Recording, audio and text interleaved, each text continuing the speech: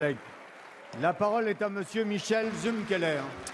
Merci, Monsieur le Président. Ma question m'a posé sur la réforme des rythmes scolaires. Et je pense qu'il serait souhaitable qu'on ait une vraie réponse sur le sujet. Ça serait quand même intéressant.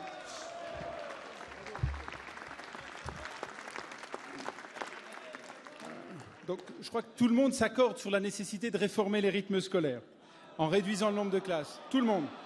Pourtant, de cette opinion globalement consensuelle, nous sommes passés à une opposition quasiment unanime. De fait, le décret que vous prévoyez d'adopter a été largement retoqué par le Conseil supérieur de l'éducation nationale, qui rassemble notamment les syndicats et les parents d'élèves. En comité technique ministériel, il n'a reçu aucune voix. Et c'est maintenant le mécontentement des uns et des autres qui s'exprime dans la rue. Comment en est-on arrivé là, si ce n'est simplement par une absence de concertation ? Là même où vous disposiez de tout le temps nécessaire pour aborder sereinement et en profondeur ce sujet fondamental, vous donnez une fois encore le sentiment de l'impréparation et de la précipitation. Les parents se plaignent de l'absence de garantie de qualité du suivi des enfants pendant la période périscolaire et d'un risque d'inégalité de traitement d'un établissement à un autre et d'un territoire à un autre.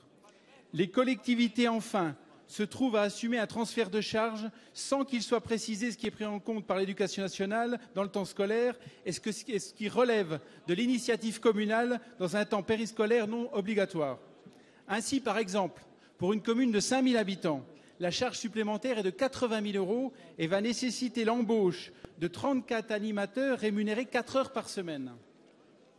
Mais au-delà de ces chiffres, c'est la mise en œuvre de la réforme qui est en cause. Comment voulez-vous que les communes, et principalement les communes rurales, puissent s'organiser en si peu de temps ? Aussi, Monsieur le Ministre, solennellement au nom du groupe UDI, je vous demande de reporter à la rentrée 2014 cette réforme des rythmes scolaires. La parole est à Madame Georges Paul-Langevin, ministre déléguée chargée de la réussite éducative. Désolée, c'est encore moi, mais ça fait partie de mes attributions. Donc, effectivement, Monsieur le député, Mesdames et Messieurs les députés, nous sommes conscients de ce que ce changement dans les rythmes scolaires et donc dans la vie va apporter un certain nombre d'inconvénients que nous devons affronter. Encore une fois, sur le principe, nous ne pouvons pas faire autrement, c'est dans l'intérêt de nos enfants. Et je crois que tous, tant les élus que les éducateurs, sont prêts à faire cet effort. Donc effectivement, aujourd'hui, nous devons répondre à un certain nombre d'interrogations. Comme l'a dit le Premier ministre, il y a des interrogations financières. C'est la raison pour laquelle un fonds de 250 millions d'euros existe, qui permettra d'accorder une aide de l'ordre de 50 € par élève et 90 € dans les endroits où il y a des difficultés particulières. Il y a aussi des interrogations sur comment faire.